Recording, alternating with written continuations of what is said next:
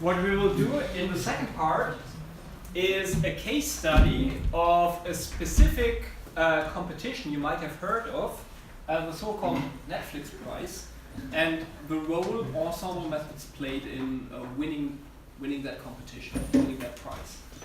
Who has heard of the Netflix prize? Well, who participated? Okay, it's already a couple of years ago that Netflix sponsored a prize, a rather high prize that was, I think, before Kaggle and so on went famous. They said $1 million for the individual or the team that improves our own method by a factor of 10%. And their own method tried to solve the problem of predicting movie ratings for customers. So you all know Netflix is in the business of streaming videos, and if you are streaming stuff, what you want is to have many people for a long time on your platform. So what you want to do is when the movie ends, or the TV show or whatever, when it ends, you want to directly show a couple of other videos that the person is likely to like and then continue watching. For that you need a recommendation engine. And the recommendation engine basically needs to predict for a program that this user has never seen before if you will like it or not. The idea is if you just recommend stuff that the user will like, then he's more likely to click on it, of course. And what's your input data? You basically have a lot of recommendations from other people on other movies. So you have a huge matrix, all your movies and TV shows and whatever, and lots of columns, all your customers, and it's a very sparse matrix. You have some crosses in it, or stars basically. Some people have rated some movies. And from that, what you want to do is, given for example me, who is similar to me with respect to my watching behaviors, and then see what did these people say, recommend it to. That would be one idea to do it with collaborative filtering, and of course there are other methods. In the end, you have a huge matrix and you want to fill in the blanks. You can use whatever machine learning approach you want to use. And Netflix said, okay, we tried what? We are not yet very good. Our mean squared error is around 95. We want a 10% reduction. The first one who reduces this thing by 10% will receive the $1 million. It ran for 3 years, and it looked like that. It started here, October 2006. Rapid progress, you see here, this is a percent improvement over the Netflix baseline. This is a go. So already in the beginning, many people outperformed the Netflix baseline. And some teams, you see in different teams, they even out from scratch after a couple of weeks outperformed it by 4.5%. And it's interesting that went until here. And what you don't see is that the axis is not it's not continuous. You have here 12 2006, and this is 12 2007, and then it again went on monthly. So there's 1 year here that would actually go until here, where nothing happens. Nobody sees any improvement. So somehow a flat line was hit, some glass ceiling was hit, and people couldn't improve it.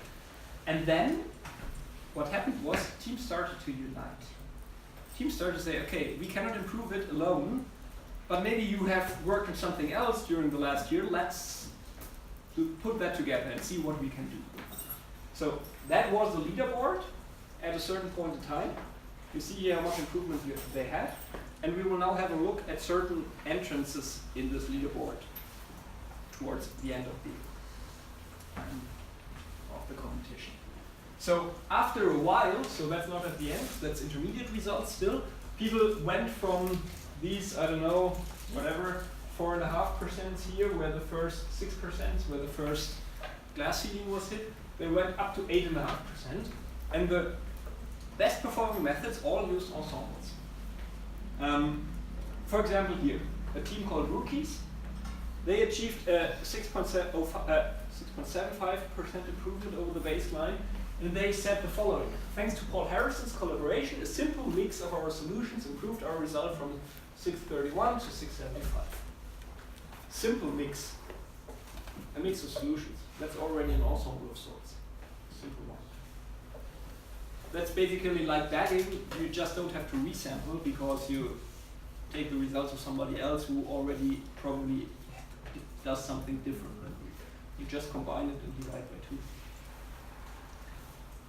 Then this guy, Arak Paterek, he said, my approach is to combine the results of many methods using linear regression on the test set. The best method in my ensemble is regularized support SVD with biases, post-process with color-rich regression. He was at place 8 at that point in time. Actually, does anybody of you know what he means with SVD in that context?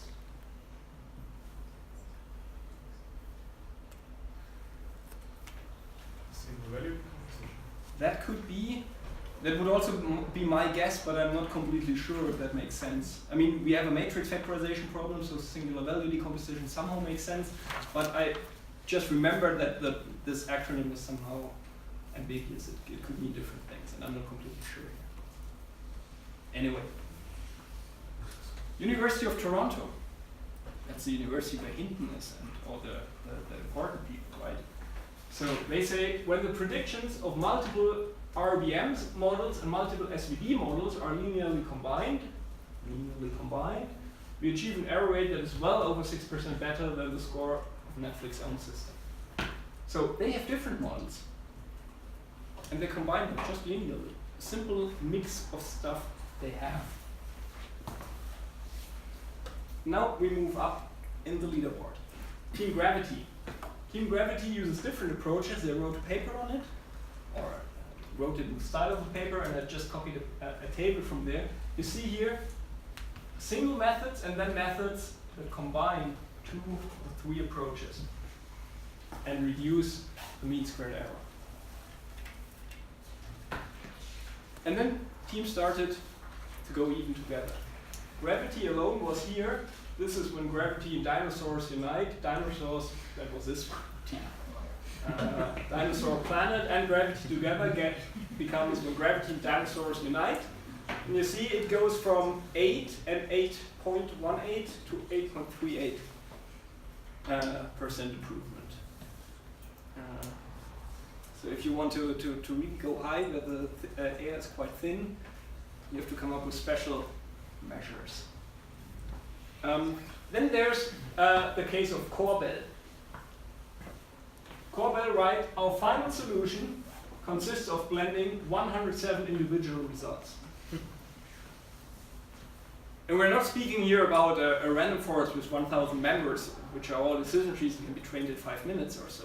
We're talking about 107 individually hand-engineered solutions of different teams. Finally, the prize was taken by Bell-Course Pragmatic Chaos, a team that merged, I'm not sure if it is on the slide somewhere, a lot of different teams. So the million was shared among quite many guys, and in the end it was about winning, not about the money, I guess. They improved by 10.06% the original baseline, and they built an ensemble of this stuff. What does it tell us in practice? If you want to achieve high scores, the best possibly performing system, it's a good idea to always build an ensemble in the end of the different solutions that turned out well during your own evaluations. And this is what I see in practice when I talk to former students, people who are working in industry. They say, of course we are at the phase where we try different things and try to build the best model, the best understandable thing. But in the end, when it's about deployment, we build an ensemble of several things that work because it will work better.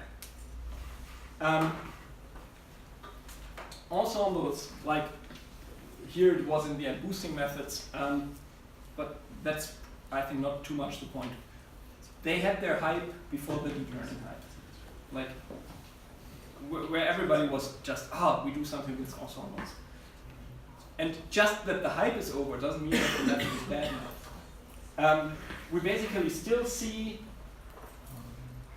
that there's an interesting blog post, I think it's linked here.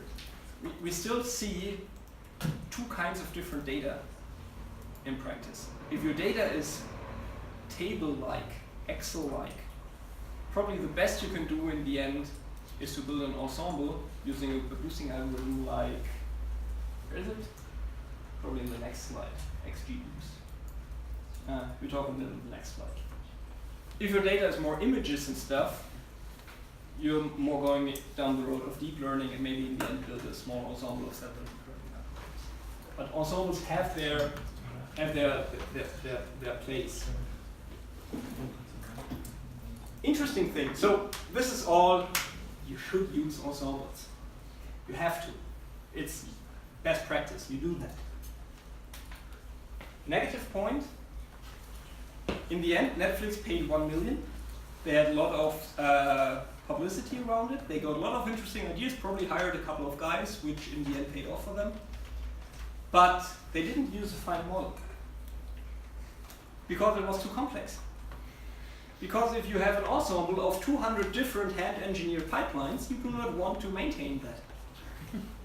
Imagine just patching all the libraries. One is using scikit-learn and the other one is using a different one. One is using C++, the next Python. You cannot maintain that in production. So in the end, even if it was the best performing model, they just took some ideas from that, re-engineered their own system and were happy. But the perfectly tuned best model was never actually applied. And these two things you can probably take home as a message for ensemble learning. It's probably always done, but you can overdo it. These two things you have to weigh in practice. Good. The library you usually see today winning on Kaggle when it's about this table-like data I talked about. It's probably the XGBoost library. That is an acronym for extreme gradient boosting. Gradient boosting is a form or a generalization of what we will talk in the next section called AdaBoost. XGBoost is a great library. It's not a new algorithm of sorts, like completely different underpinning theoretically or so. It's just a great library that implements that idea of gradient boosting. If you want to learn about that, there are, I think, 3 slides in the appendix where you can read it up. Otherwise, XGBoost is really great software engineering that performs really good on almost every hardware, can make use of cluster, can run on a laptop. Good thing. If you have table-like data, probably go for XGBoost after feature engineering that we will hear about in 2 weeks. And that makes a good link to what was a predecessor of gradient boosting, like the original form that was then generalized to be also able to encompass other loss functions. AdaBoost, adaptive boost. Final part for today. Of course, it's also an ensemble method. It's basically something that you could plug in instead of backing. But it is usually used in a very specific context. And on this slide, you see already the specific context. But let's stay general for just 2 minutes and talk about what's the very fundamental idea. What we want to do is we assume we have so-called weak learning algorithms. In the context of AdaBoost, this is a technical term. In all the papers, you will read the term weak learners. What is a weak learner? Generally speaking, it's a learning algorithm that achieves a little bit better performance than chance. A little bit better than chance. In binary classification, that could mean error rate of 49%. That's okay, that's a little bit better than chance. And the idea of AdaBoost is boost, meaning improve the performance of such really bad classifiers, but better than chance, iteratively. By iteratively adding more such weak learners. And of course, you already know in ensembles it's all about diversity. So where does the diversity come in? Of course, round by round, iteration by iteration, you add something, but those things have to be diverse. How do you achieve it? In backing, it was resampling of the data, which is some sort of reweighting. And AdaBoost, you are reweighting explicitly. Actually, in the AdaBoost framework, thinking framework, not software framework, every instance of your training set comes with a weight. And originally, all the samples have the same weight, 1 divided by the number of samples. And what you do then, iteratively, is you look, okay, in the last round, which instances of the training set were misclassified? Where did I commit an error? And you increase the weight of those instances that you misclassified previously. That forces your next weak learner to focus on those things that were previously treated wrong. So while in bagging, the smartness comes by using randomness in a smart way, here smartness comes by explicitly focusing on where did I screw up last time. That's the basic idea. How does it look like in practice usually? Now we leave the general part and we will look into how it is usually done. Usually in the context of AdaBoost, weak learner could be anything. In principle it could be anything, but usually it's something like this. Which this is just an instance of a decision stump. A decision tree of height 1. A decision stump is a weak learner that sees one feature of your data set and it makes one split and decides based on this split what the classification is. A decision tree of height 1. So a stump. In AdaBoost, you usually use as weak learners decision stumps. How does it now work? By the way, AdaBoost, it was published in big form, journal form, 1997 by Freund and Shapeyer. Freund and Shapeyer came from the field of theoretical computer science. So this was a completely different angle at looking at ensembles than, for example, Leo Weidman brought in from statistics. And interesting thing is how these lines of research converged. Actually, it was Breimann who extended AdaBoost to the gradient boosting framework that we saw in the XGBoost library. But we will not talk much about that today. It's in the appendix if you're interested. So, Freund and Shapeyer defined it the following way. At the beginning, we take our training set. Every weight is set equally to 1 divided by the number of training examples. And then we have a loop over our T weak learners that we want to add up to our ensemble. What's the first thing we do? We train our first decision stump model, our first weak learner, on the training examples X weighted by the respective W's. Then we calculate the error. How do we calculate the error? We count the weights that have been misclassified. This is just weird notation for the identity function, so this term is 1 if I misclassified the ETH example, and it is 0 if I classified it correctly. So I count up all the weights of those that I classified wrongly, divided by the total sum of all the weights. So here, basically, I have the weighted error. I don't just count the errors because I want to count those, make those errors more important that have been done on highly weighted examples. So this is why we have the weights in it. This epsilon then is the error rate. What do we do next? We calculate a thing called the influence.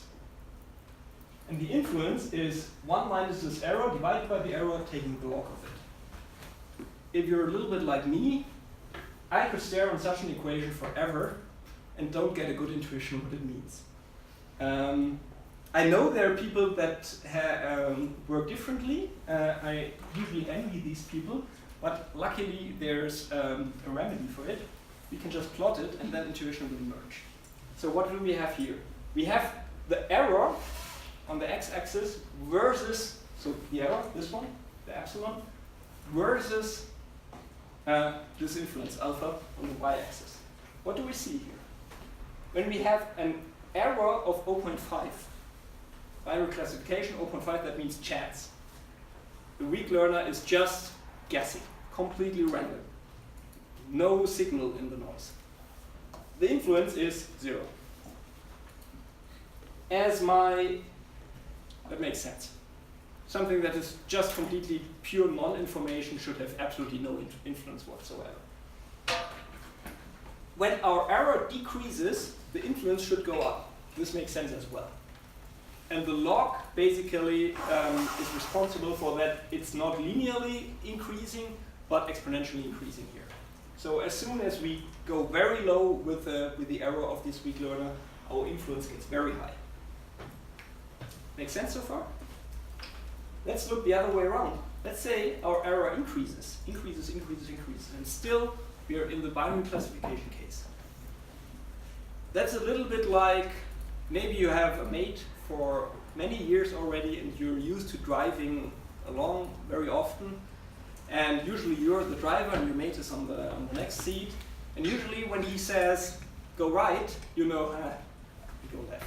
And this is probably right, because maybe your mate doesn't know left and right. So sometimes you have these situations where basically even if somebody is wrong, this gives you information, you just have to inverse it. And this is what we see here, right? As our error approaches 1, this does something to the influence. The influence doesn't stay 0. The influence increases a lot, but negatively. We just have to know we have to inverse whatever this classifier thinks. So in that case, a very, very poor classifier, in the binary classification case, is also okay. You just have to know it during training. So we have a classifier, we calculate the error. From that we get the influence. And from the influence we can recalculate the weight. How? We exponentially increase the weight of those instances that have been misclassified. How? By the influence. So the influence is a measure of how much do we trust this specific classifier in round t, small t. If we trust this thing a lot, we increase the weights of those that have been misclassified drastically. In the end, when we have done this for capital T times, we form our final AdaBoost hypothesis by just building the weighted majority vote over all our classifiers weighted by the influence. So here we see for the first time how specific methods calculate these weights per classifier, how much do we trust the values. And that's AdaBoost. We explicitly focus in the next round on those examples that have been misclassified by increasing their weight. Let's have a look how that looks like. Imagine this data set. The data set points in 2D, randomly drawn, and those inside of this elliptic shape have gotten the red label, all outside of the elliptic shape have gotten the blue label, and now we want to fit a classifier to it. And we want to use an AdaBoost classifier, and it's not on the slide, but if you don't hear anything else, AdaBoost means weak learner is decision stump. And what kind of decision boundary can a decision stump create?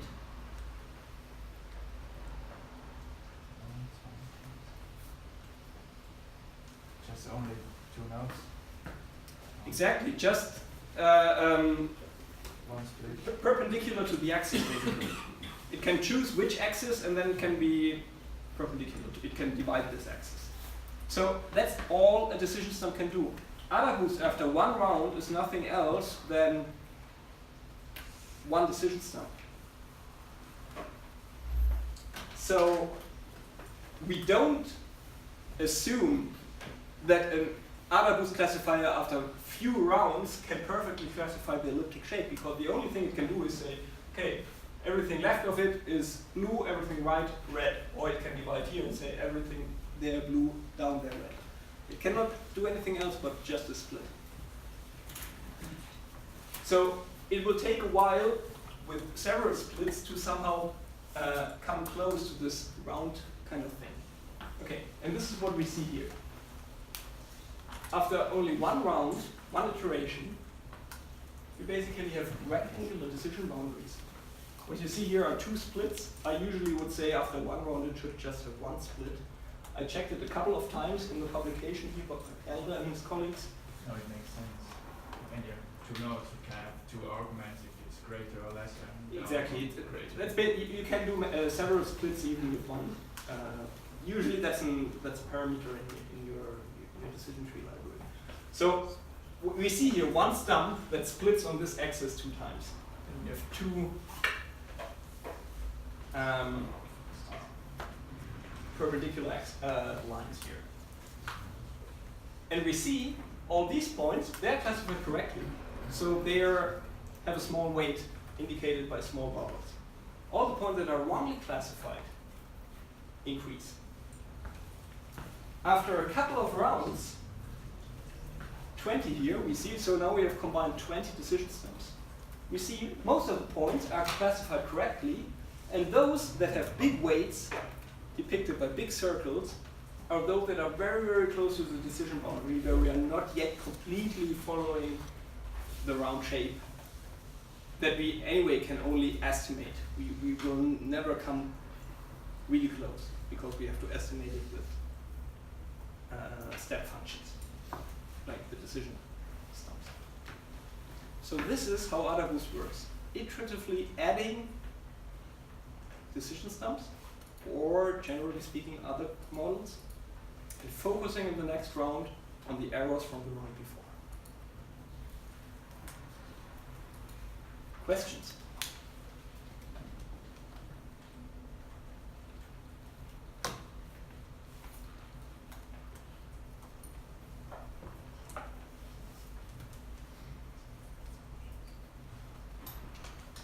I want to do 2 things with you before we end the lecture.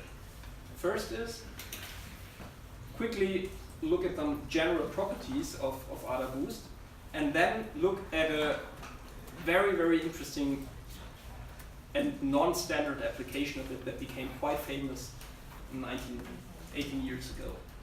So, pros and cons of AdaBoost. Of course, the number of lines of code are still minimal. It's quite simple to implement that kind of algorithm. That's at a remarkable distance from the coding effort you need for other machine learning methods. If you're working on reinforcement learning at the moment, you're both working on one of the coolest things you could do and one of the most painstaking things. Because you can have so many bugs and you have to code so many things, and you have to experiment a lot until it works. Here, little code. That's very good. The good thing is, we previously talked about ensembles in general and said, bias basically stays the same, variance goes down. AdaBoost reduces bias and variance at the same time, which is very cool. And this has the side effect that after it achieves top performance on your training set, and you keep on adding more classifiers to the end of your line, it's still improving. The generalization performance usually on the test set will still get better. What does it mean? It means it performs some sort of, we could call it margin optimization, the same thing we saw in support vector machines last week. We are not just trying to fit in any hyperplane. We are trying to fit in the one with the fattest margins. And this is what AdaBoost is doing as well. Big contrapoint, AdaBoost is super sensitive to outliers. If your data set contains outliers, like points with a certain label that do not lie in the same space as other points with this label that probably have mislabeled or mismeasured, you have a big problem. Because this one point will always be misclassified by a good model, and the algorithm will keep on adding weight to that one point because it's always misclassified, until the model will overfit to that specific exception. Remedies, you have to do cleaning of your data set, get rid of outliers before you use any AdaBoost method. Or you have a deep look into AdaBoost, what is basically what the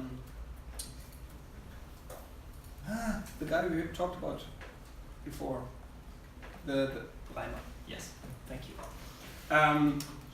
Then you do what Reimann did. Reimann looked into AdaBoost and why it is so susceptible to noise, to outliers, try to figure out what exactly is the loss function that is optimized here. You probably have realized in this algorithmic description, there is no explicit loss function. But we are in machine learning. We always optimize the loss function, even if it's not explicitly given and not explicitly visible in the code. So Reimann tried to find out what's the loss function here, and that basically led him to the generalization of gradient boosting, where you can plug in loss functions that are not as susceptible to noise as AdaBoost is. AdaBoost is actually optimizing the mean squared error, and the square in the mean squared error leads to this high influence of outliers. If you do the decomposition Reimann did, plug in standard error, not just squared error, and you already get an algorithm that is less prone to overfitting. Good. I actually worked for a couple of years on that boosting stuff and used it a lot. And this is the take-home message from me back then. If you wanted really to implement a good version that works on complicated data sets, basically these were the papers where the good stuff was explained. But I think that is for if you want to dive into boosting algorithms. So you don't need it anymore here. Let's do an example. And this is really a great example. Because you may know that even before deep learning, there was computer vision. And actually things already worked back then in the Stone Age. Quite well, not in all cases. It's really great that we have deep learning, and I love it a lot. But this was actually one of the first things in computer vision. It's called the Viola-Jones face detector. And you probably used it all. Every one of you used it because this was the thing that did face detection in digicams during the last 15 years. I'm not sure if it's done still the same way in modern smartphones, but if you had such a digital camera and it did face detection, it usually did it with that method. But Viola-Jones did that while working in Microsoft Research, so that was maybe one of the first occasions where something really cool and helpful for the community came out of Microsoft. I mean, now, you probably know Microsoft was bad back in the days, like they were not liked very much. And Google was cool. It's a little bit reversed today, like Google is not regarded anymore as not so evil, and Microsoft again is a small player that is good at some. Anyway. This came out of Microsoft Research and they did great stuff there. What is face detection? Face detection is given an image,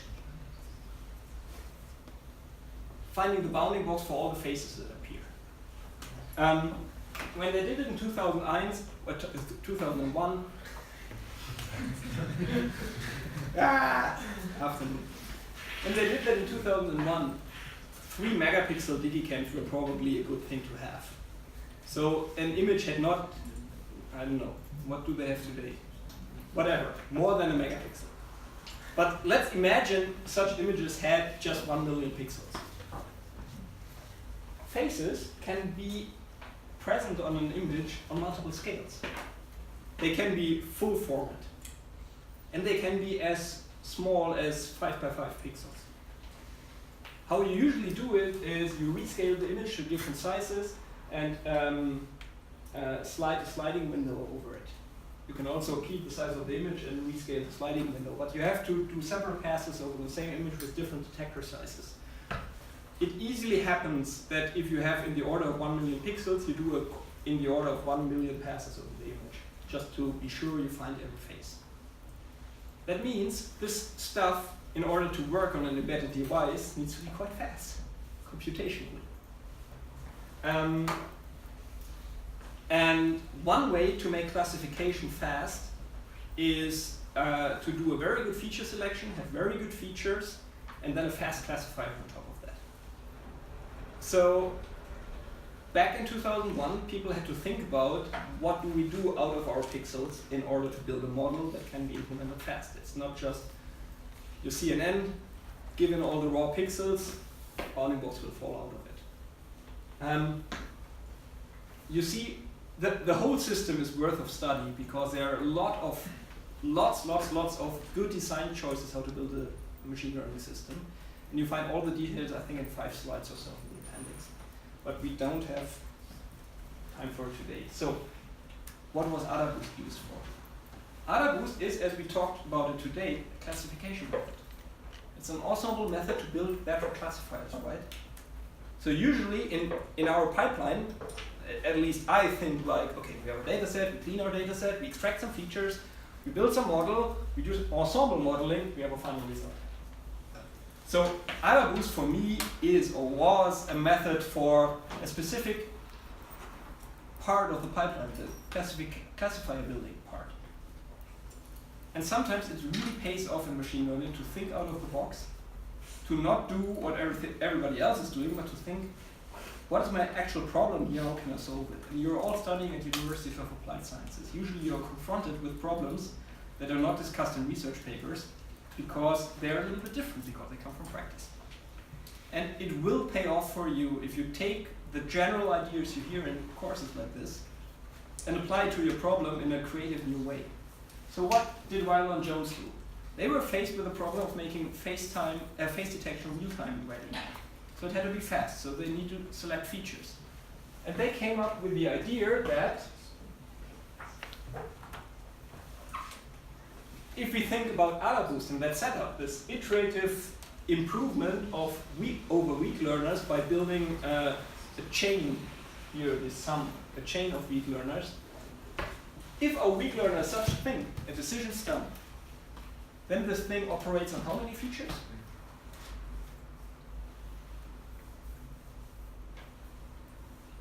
It's fine.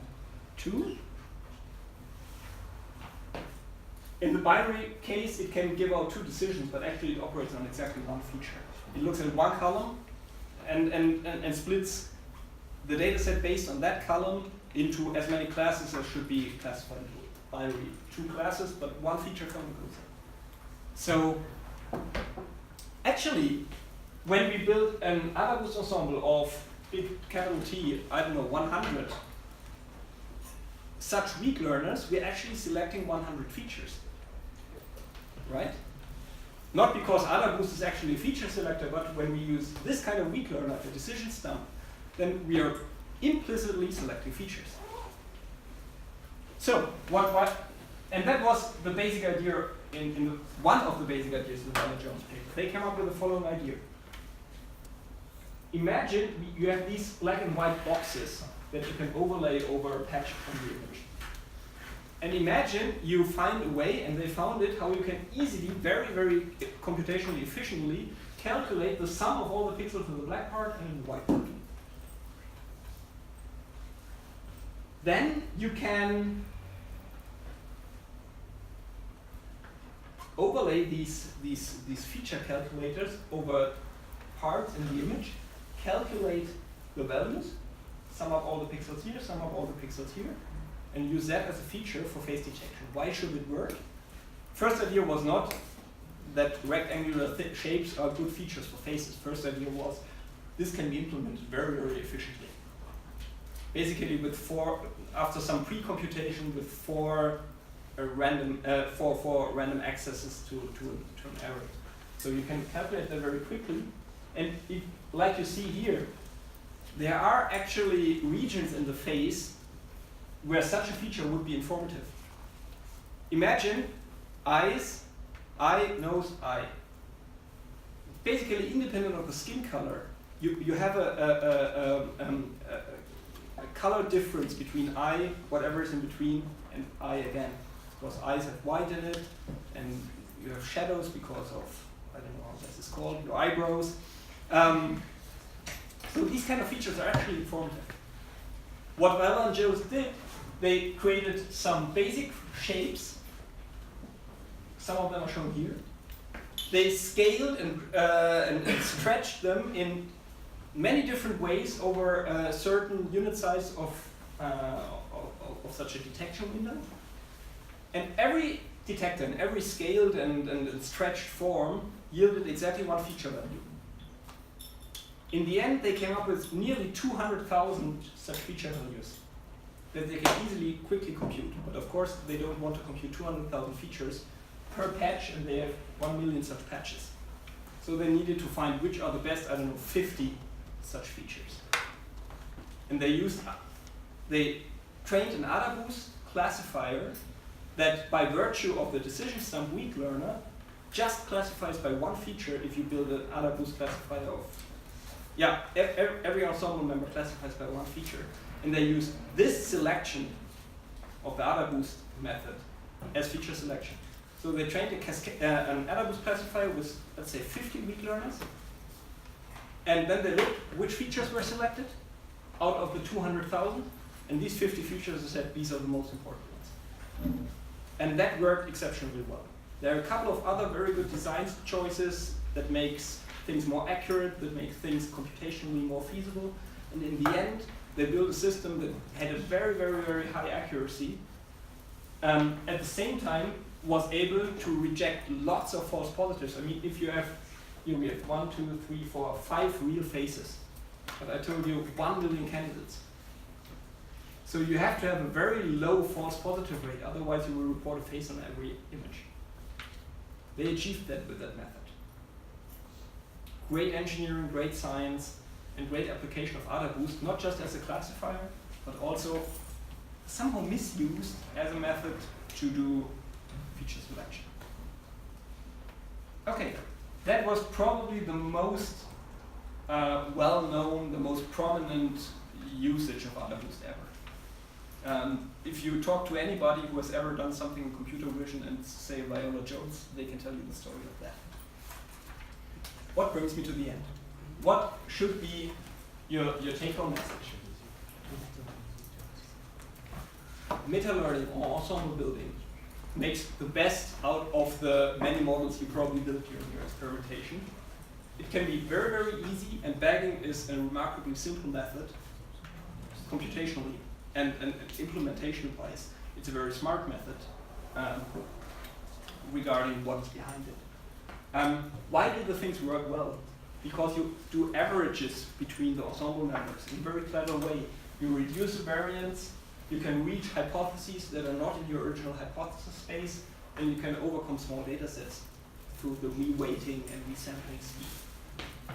It has been very successful, not just in the past, it's also successful today. It's basically an always-on thing if you build a deployable method somewhere.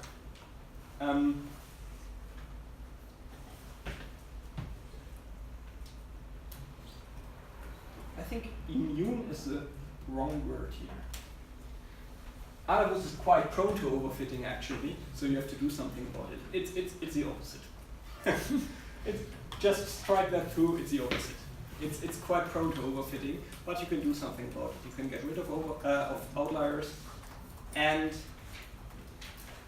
it's prone to overfitting when you have outliers. And if you don't have outliers, it's quite immune to overfitting. So that's the way. That concludes the lecture. What we will work on in the following lab is the third part of the lab 4.